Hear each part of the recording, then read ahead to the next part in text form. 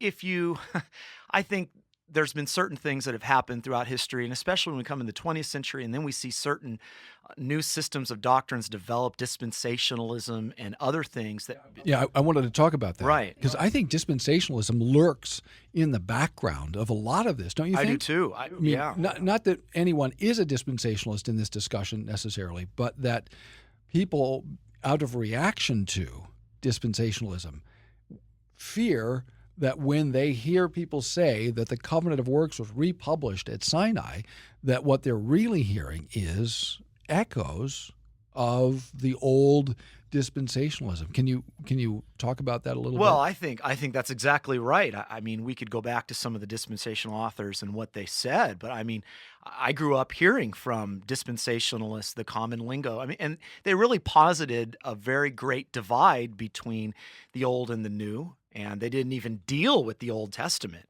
as a whole.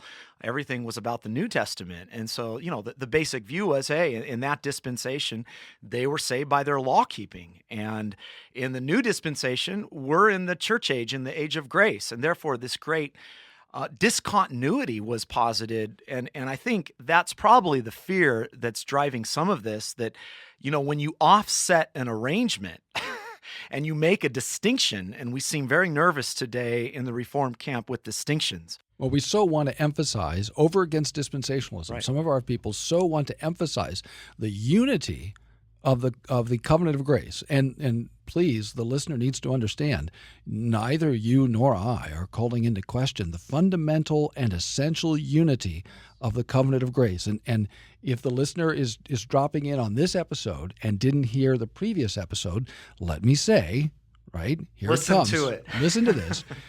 The Mosaic covenant is an administration of the covenant of grace. I'll even punctuate it one more time. The Mosaic covenant is fundamentally an administration of the covenant of grace. And that's where we start and where we work from. And our theologians have frequently said, as I noted last time, so go back and listen to the previous episode, that the Mosaic covenant is a mixed covenant. It's not only an administration of the covenant of grace, but it is, and there are different ways of putting it. Some people talk about a subservient covenant, and so we could get into all of those things.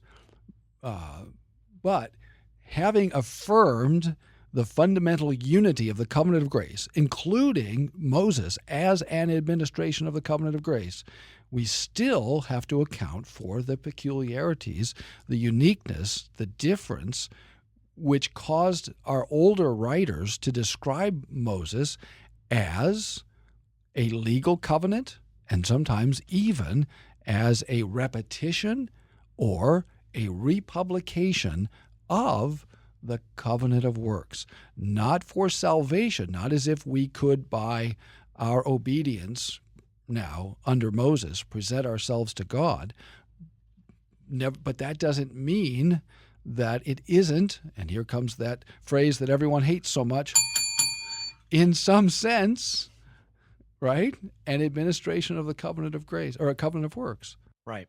Right. And I think Paul, I mean, we can look at this textually and biblically. Galatians, what we need is a good dose of Galatians today. Galatians deals with this. Paul's dealing with this at the beginning part of Romans too, where he's looking at Israel. And maybe I'll just quote that. He's looking at Israel at the end of actually halfway through Romans chapter 3, and he says this. He says, "Now we know that whatever the law says, it says to those who are under the law, that every mouth may be stopped and the whole world guilty before God." So he's looking at the particular phenomenon of the giving of the law, Israel under the law, and he concludes, therefore, by the deeds of the law, no flesh will be justified in his sight, for by the law is a knowledge of sin. So he gives the purpose of the law. And he's saying that Israel there, when they were handed the law and they swore to do what the law said, it's pedagogically teaching us something.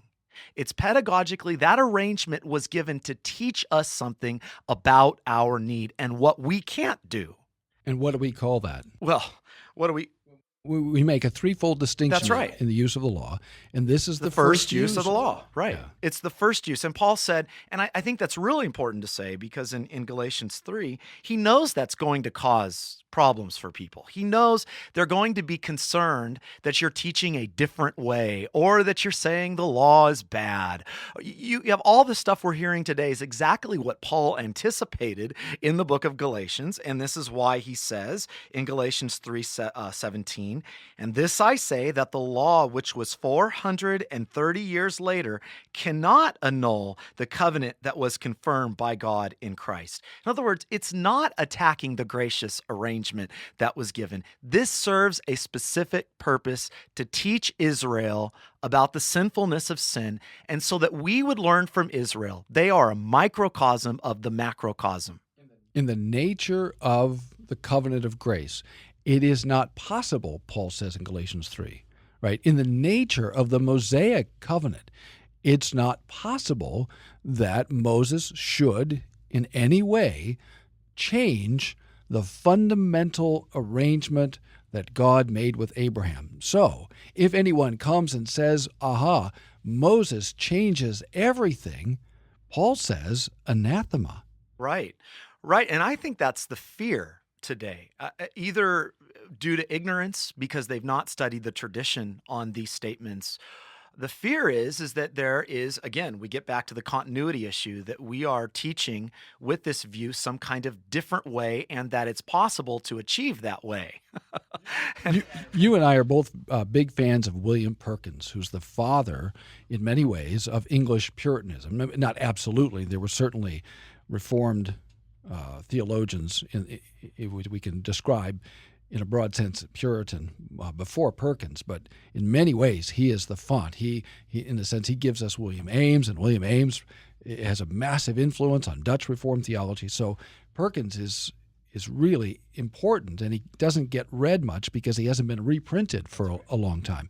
But he had a lot of interesting things to say, and some on this issue. He spoke a lot, and I would commend his work on the book of Galatians, his commentary. You can pick that up. I know that was printed later. I'm not sure by who, but there's so much that Perkins says in this regard, even his commentary on the Sermon on the Mount. But in Galatians chapter 4, for instance, and I have a lot here, but I'll spare you. The one testament, which is the covenant of works, which testament is figured by Hagar, came from Mount Sinai. Oh, no. Okay, back up. This is Perkins, right? Yes, William Perkins. Okay. Father of Elizabethan Puritanism. Okay. And what is a covenant of works? It's the covenant that was made in the arrangement that says, do this and you will live. And where was this? Well, notice Perkins here says that this came and was delivered, which is figured by Hagar, from Mount Sinai. From Sinai.